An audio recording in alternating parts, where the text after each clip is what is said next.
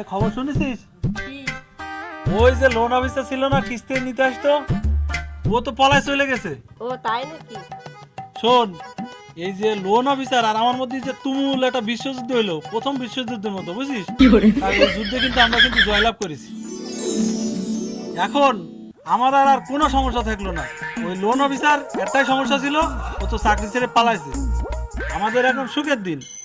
এই যে বিশ্বযুদ্ধ প্রথমটা করলাম, আমরা কিন্তু জয়লাভ করেছি। এরপরে যদি কোনো অফিসার আসে, ঠিক এই কায়দায় কিন্তু আমরা যুদ্ধে জয়লাভ করব। আব্বা আব্বা নতুন কিস্তি লাইছে। এ দা, এ এদিকে আয়। এ ভয় পাওয়ার কোনো কারণ নেই। আগের ওই যে লোন অফিসার ছিল, ও তো ছিল জাজরেল, ও তাই ওরে আমরা হারাই দিলাম যুদ্ধে জয়লাভ করে। আর এ তো আমার কেডি আঙুলের সমান হবে না। এ দেখিস কি করি, তুই খালি যে শুই থাক আর বাদ বাকি আমার খেলা দেখ। তাহলে তুমি কি করতে চাচ্ছ? শোন, বুদ্ধি একটা করেছি, ঠিক আছে? তুই খালি যে শুই থাক, দেখ বাদ বাকি অফিসার আসুক, তারপর আমার খেলা দেখ কি করি। তুমি কি করতে চাচ্ছ সেটা আমার বুঝাই বলো। এ তোরা তো বোঝা লাগবে না, তুই খালি শুই থাক আর বাদ বাকি আমার খেলা দেখ কি করি, তাই দেখ।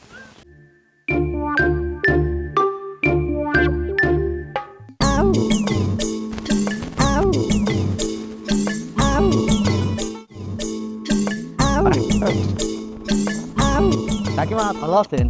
ভালো। এরা ভাই একটু কথা ছিল, ওই যে রহিম ভাইয়ের বাড়ি কোথায়? রহিম ভাইয়ের বাসা কোনটা? এই কোনাটির সামনে যে। ওই সামনে, তাই না? হ্যাঁ, রহিম ভাই কি বাসায় আছে? তা বলতে পারবো না। আচ্ছা ঠিক আছে, তা ভালো থাকেন। আচ্ছা।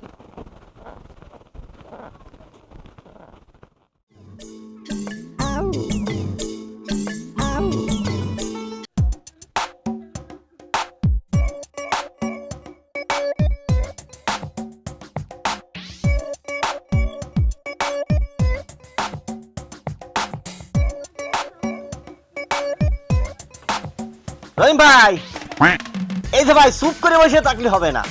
গত 9 মাস ধরে আপনি কিস্তি দেননি, কি ব্যাপার? আপনি অফিসেও যাচ্ছেন না, ভাবির কাছে ফোন ধরছি, ভাবি একটা বার ফোন রিসিভ করছে না। 9টা কিস্তি বাকি পড়ে গেছে, যাতা ব্যাপার কথা না কিন্তু রহিম ভাই। আচ্ছা রহিম ভাই, আপনি কিস্তি দেন না কেন বলেন তো? 9টা মাস আপনি একটা কিস্তি দেননি, আপনি অফিসেও যাচ্ছেন না, আমি বিষয়টা বুঝলাম না তো রহিম ভাই। রহিম ভাই আর ভাবি আপনার কি বলি, আজকের কিস্তির টাকা না নিয়ে আমি এই বাসার থেকে যাচ্ছি অফিসে। আমার কিস্তির টাকা নিয়ে আমার অফিসে যেতে হবে। আমার বড় স্যার বলেছে আপনাদের কাছ থেকে কিস্তির টাকা নিয়ে আমার যাইতে।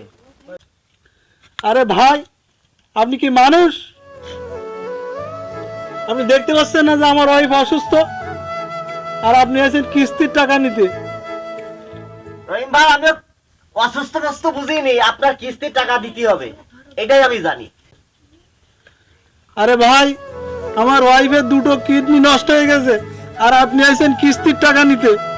আরে ভাই, আমার ওয়াইফ আজ 3-4 মাস অসুস্থ, 2টা কিডনি নষ্ট হয়ে গেছে, আর আপনি আছেন কিস্তির টাকা নিতে। আপনি একটা কাজ করেন, এই যে লাঠিটা ধরেন, এটা ধরেন, ধরেন ভাই ধরেন। কি করছেন ভাই? এটা নেন, আমার মাথায় 3 দিয়ে বাড়ি মারেন। ভাই এই লাঠি নিয়ে আপনি আপনার মাথায় মারতে যাব কিসের জন্য? আপনি আমার কিস্তি দেবেন, আমি কিস্তিওয়ালা, কিস্তি নিয়ে চলে যাব। আমি তো বললাম যে আমার স্ত্রী অসুস্থ, 2টা কিডনি নষ্ট হয়ে গেছে। আপনি যদি এরপরও আমার কাছে টাকা চান, তাহলে ভাই আপনি আমার এই লাঠিতে বাড়ি দিয়ে ভাই আপনি চলে যান। আরে রহিম ভাই, কিডনি নষ্ট হয়েছে, ভাবির ডাক্তারে দেখবে, তা আপনার আমার কিস্তির সাথে কিডনির কি সম্পর্ক আমি বুঝলাম না ভাই।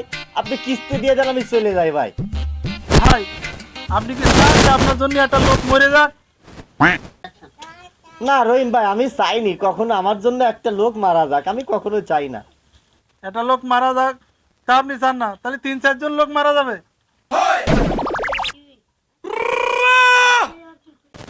রহিম ভাই, আপনি আমার কিস্তির টাকাটা দেন। গত 9 মাস ধরে আপনি আমার একটা কিস্তি দেননি।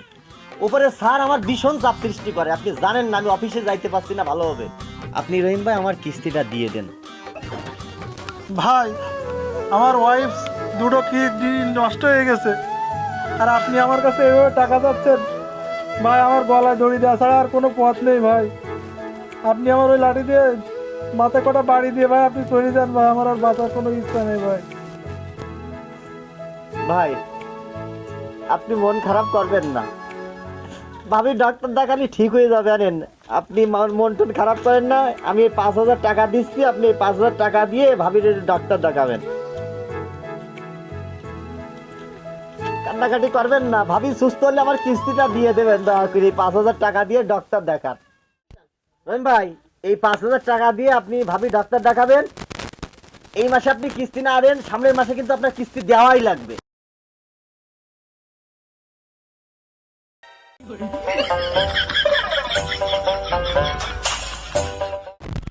ও রহিম ভাই, রহিম ভাই রে,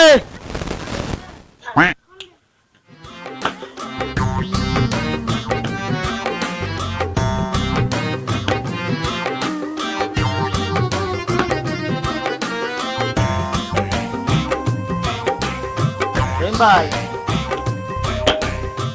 ও রহিম ভাই, রহিম ভাই, আমি কিস্তি আলা ভাই। রহিম ভাই,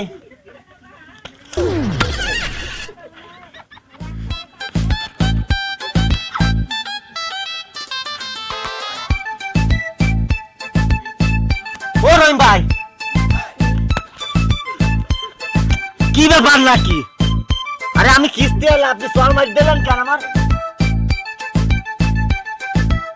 আরে আমি কিস্তি, আপনি কিস্তির টাকা দেন, কিস্তি নিতে আইছি। কি শুরু করলেন নাকি? আরে রহিম ভাই, আমি কিস্তিওয়ালা। ভাই ওনার ডাকি কোনো লাভ নেই, ওনার ব্রেন শর্ট হয়ে গেছে।